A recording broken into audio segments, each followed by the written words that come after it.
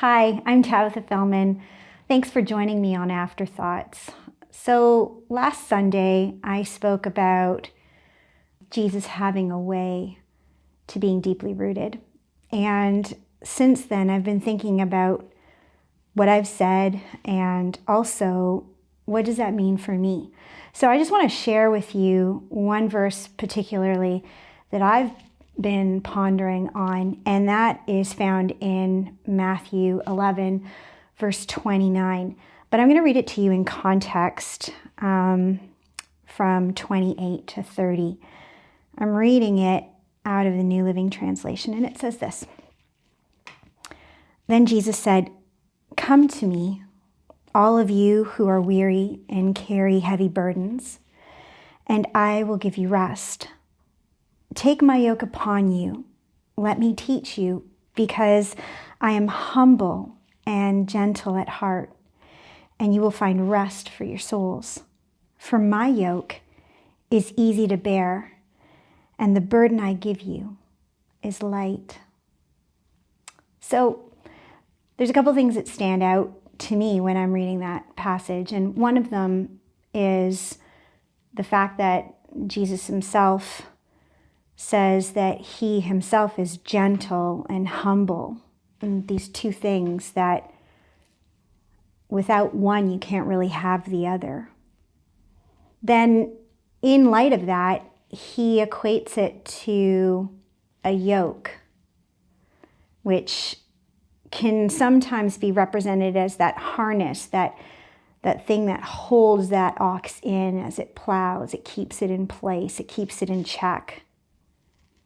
Thinking it in that terms, gentleness and humility keep our lives in check, keep our posture in check, keep our words in check, our attitudes in check, our emotions in check. They harness us in. But when you're doing some deeper dive study into that word yoke, I like to use my Blue Letter Bible app, which I have on my phone. And when I go to Blue Letter Bible and I open up Matthew 11:29 and I click on verse 29 and I go into the interlinear concordance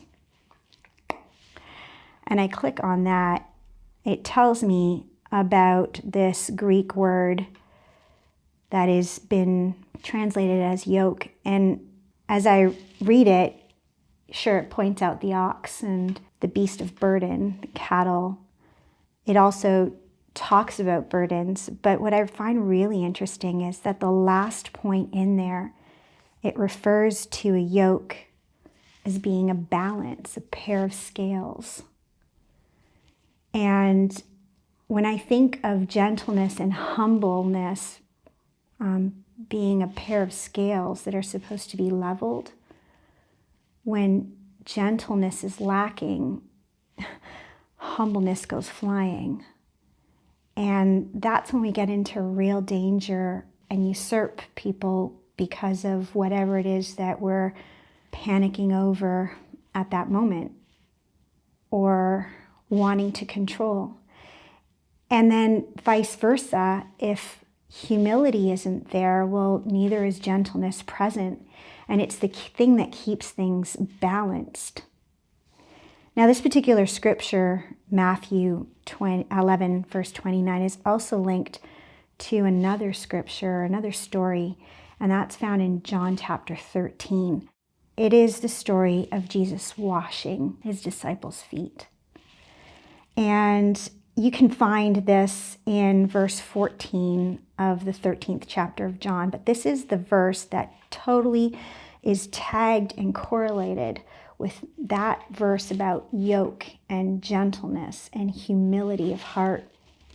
And it reads this: "If I then, your Lord and teacher, have washed your feet, you also ought to wash one another's feet.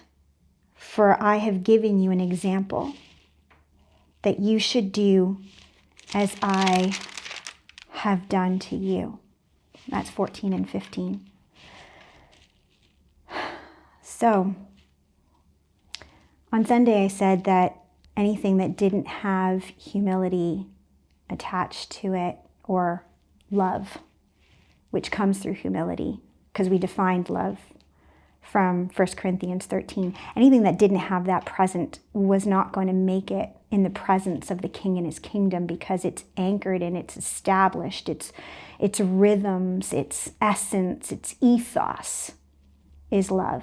And love cannot manifest without humility. I think of it in terms of a baby, a newborn baby who is brought into a family, and it is swaddled and held close. And then here comes its older sibling. And what is the first thing that a parent says? Be gentle. Careful, be gentle. And in that gentleness that the child reaches out to affectionately touch its infant sibling is a huge amount of restraint.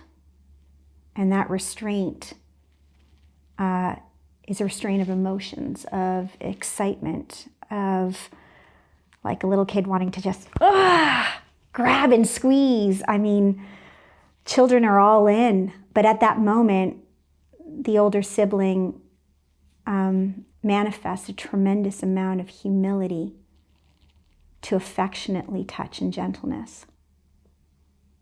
When I think of it in terms of that, I think of how God first came to me. Humility and gentleness were definitely present. And it is the kindness of God in his gentleness and his humility that draws people to him. It is the nature of his love. So I'm challenged by this every day, especially knowing my own rhythms and how easily I can be frustrated, how easily I can be angered, how easily I want to rise up and roar. I'm sure, like myself, you guys get it as well. But remembering that the way of the kingdom is anchored and balanced, the manifestation of its presence is guarded by two principles: gentleness and humility.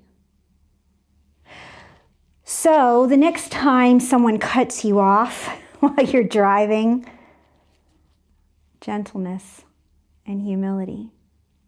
The next time your child doesn't respond as quickly when you ask them to do something, gentleness and humility. The next time a coworker kind of gets in your face and rustles your feathers, gentleness and humility. The next time inconvenience knocks on your door, gentleness and humility. This is the way forward. This is how love grows.